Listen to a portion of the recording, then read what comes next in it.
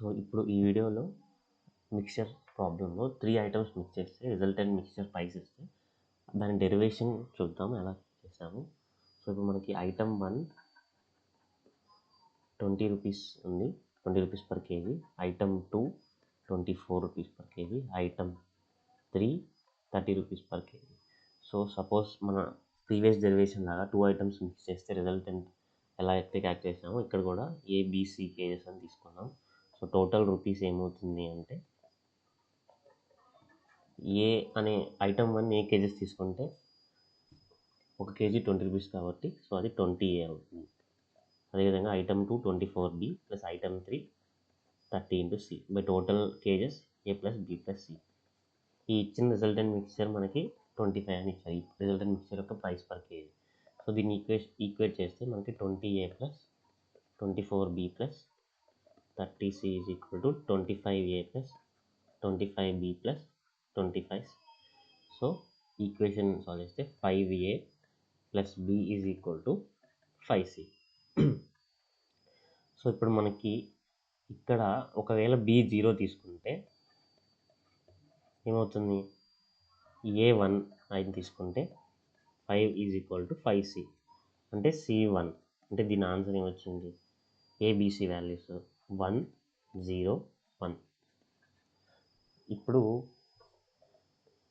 బీని ఇందాక బీని 0 తీసుకున్నాం, కూడా ఏని ఇప్పుడు ఏని 0 తీసుకున్నాం. ఇప్పుడు ఏని 0 తీసుకుంటే ఇప్పుడు C1 తీసుకున్నాము. ఇప్పుడు ఏమవుతుంది, P is equal to 5. So 0 5 1 అనేది కూడా ఒక సొల్యూషన్. యాక్చువల్గా 5A plus B plus 5 equal to 5C అనేది ఇది ప్లేన్ ఈక్వేషన్, 3 వేరియబుల్స్ ఉన్నాయి. సో ఈ ప్లేన్ ఈక్వేషన్లో 3 వేరియబుల్స్ ఉన్నాయి. సో మనకి ఒక చిన్న ఫార్ములా ఉంది. ప్లేన్ ఈక్వేషన్ అంటే మనకి AX plus BY plus CZ is equal to 0. XYZ are variables.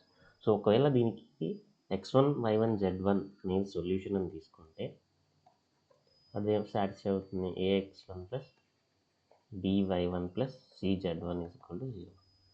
అదేవిధంగా X2 Y2 Z2 కూడా సొల్యూషన్ అయితే అది AX2 plus BY2 plus CZ2 equal to 0.